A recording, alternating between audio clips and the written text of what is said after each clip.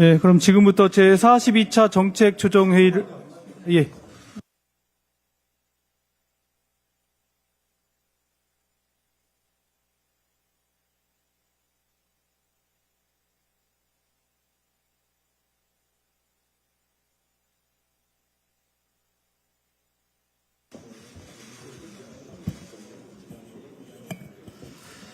예, 그럼 지금부터 제42차 정책조정회의를 시작하겠습니다. 오늘은 또 10시에 이재명 대통령께서 기자회견이 예정돼 있어서 되도록이면 10시 이내에 마치도록 하겠습니다.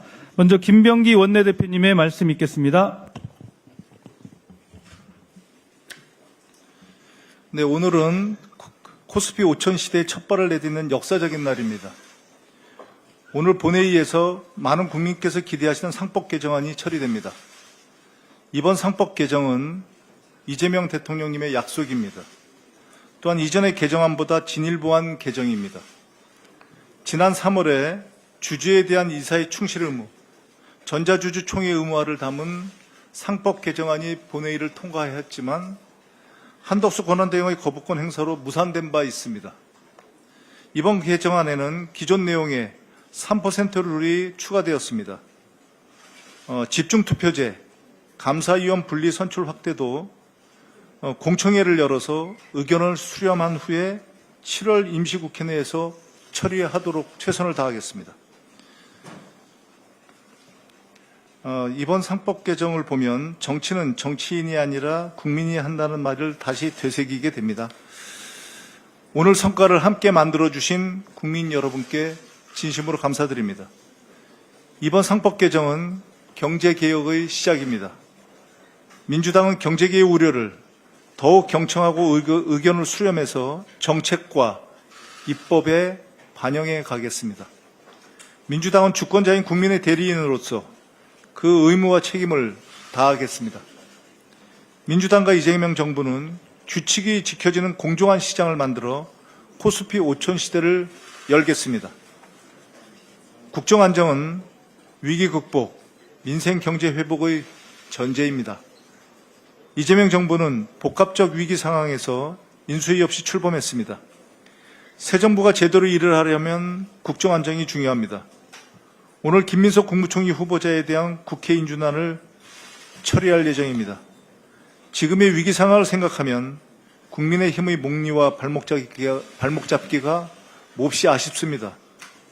계엄, 내란이 초래한 6개월의 국정 공백은 우리 사회 전반에 큰 후과를 남기고 있습니다. 경제, 외교, 국방 등 분야를 가리지 않고 해야 할 일이 너무나 많습니다. 내각을 진두지휘할 총리의 인준을 더 지체한다면 국민이 용납하지 않을 것입니다.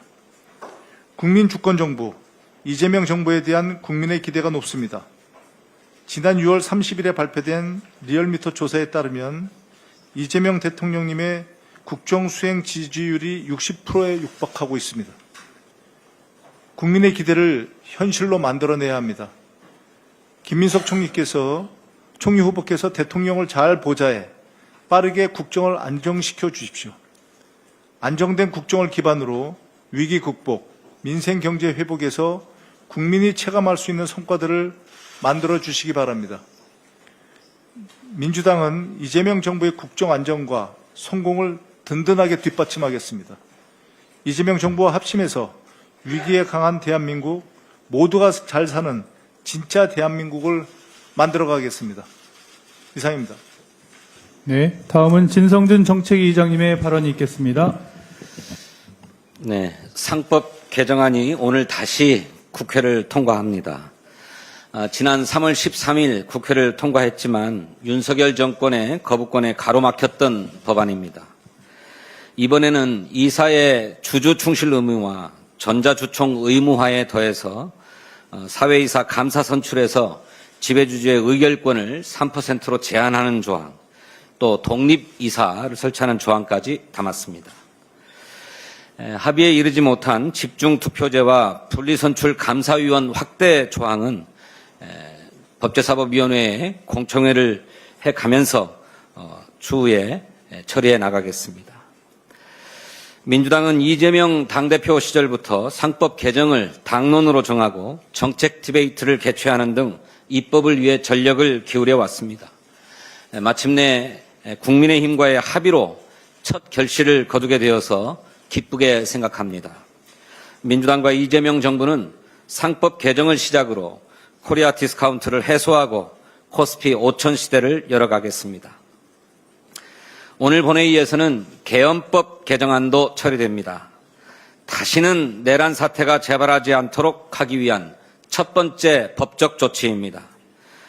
국회의 계엄 해제 요구권을 충실하게 보장하고 계엄군과 경찰의 국회 진입을 금지하는 조항을 담고 있습니다. 이 법안 역시 여야가 합의했습니다. 민주당은 내란의 완전 종식과 민주주의 회복을 위해서 최선을 다하겠습니다. 새 정부가 출범하고 올 6월 달 우리나라 수출이 사상 최대 실적을 기록했습니다. 전체 수출액이 작년보다 4.3%나 증가했습니다. 6월 기준으로 역대 최대치입니다. 최대 수출 품목인 반도체는 전년 대비 11.6%, 자동차도 2.3% 늘었습니다. 하지만 대미 수출, 대중 수출은 감소했습니다. 트럼프발 관세 전쟁의 여파가 나타난 것이다, 이렇게 볼 수 있습니다. 때문에 우리 수출 기업들이 긴장의 끈을 놓지 못하고 있습니다. 미국의 상호관세 유예 시한이 5일 앞으로 다가왔습니다. 앞으로 관세 협상이 어떻게 전개될지 불확실성이 커지고 있는 것이 사실입니다. 정부가 비상한 각오를 갖고 관세 협상에 총력을 기울여야 하겠습니다. 국익 최우선의 원칙 하에 한국과 미국 두 나라가 윈윈할 수 있는 협상 결과를 도출할 수 있도록 최선을 다해 주기를 바랍니다. 우리 경제의 체질 개선과 경쟁력 강화를 위해서 필요하다고 판단되는 사안에 대해서는 전향적으로 검토할 수 있어야 합니다. 양국이 이익 균형을 실현할 수 있는 협상 전략을 반드시 마련해 줄 것을 촉구합니다. 특별히 협상 과정에서 국민, 국회와 지속적으로 소통해 줄 것도 당부합니다.